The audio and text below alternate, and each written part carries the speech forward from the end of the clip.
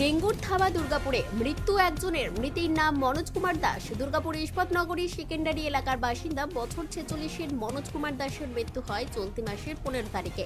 দোল উৎসবের সময় থেকেই মনোজবাবু জ্বরে আক্রান্ত ছিলেন। চলতি মাসের 13 তারিখে দুর্গাপুর মহকুমা হাসপাতালে ভর্তিও করা হয়েছিল মনোজবাবুকে। নিয়ে গিয়ে আবার বিধাননগরে ভর্তি করা হলো। ওখানে টেস্ট করা হলো, ওখান থেকেই ব্লাড টেস্ট করেছে, তো ধরা পড়েছে কি ডেঙ্গু ছিল, সেই কারণে মৃত্যু।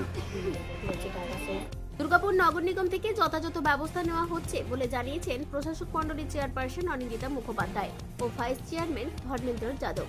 যদি বলেন যে ডেঙ্গিতে মারা গেছে, কারণ নেগলিজেন্সির জন্য নয়, ওনার নিজের নেগলিজেন্সির জন্য।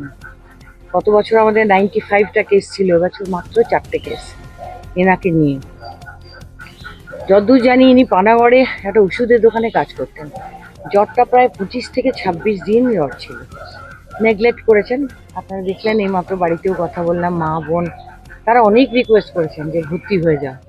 এবার পানাগড় থেকে যাওয়া আসা করতেন রেগুলার, তবে বাবা মারা যাওয়ার পরে শুনছি ইরেগুলার হয়ে গেছে, প্রচুর ড্রিঙ্কও করতো।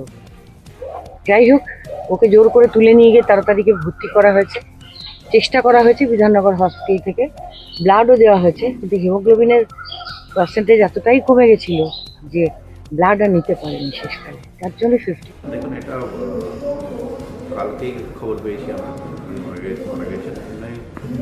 দলের পর থেকে জোরে ভুগছে, বলছে থাকেন সেকেন্ডারিতে নিচ্ছে, কিন্তু ওষুধের জন্য কাজের জন্য কোনো দোকানে কাজে পানাগড় থেকে যেগুলো যাওয়া আসা ছিল।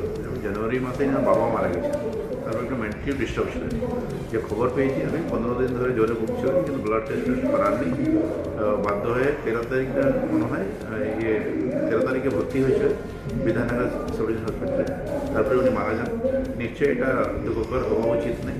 আমরা আমাদের হেলথ অফিসার যিনি আছেন বা এসআই আছেন, আমাদেরকে বলে দিয়েছি ওই এলাকাটা দেখতে। দুর্গাপুর চারদিকেই আমাদের নজর আছে, কি যেন ইন ফিউচারে এরকম না হয়, এবং মানুষকে। দুর্গাপুর শহরে ডেঙ্গুর থাবা আর যে আতঙ্কে এখন এলাকাবাসী। দুর্গাপুর থেকে অনুরাধা সেনগুপ্তের রিপোর্ট, খাঁটি খবর।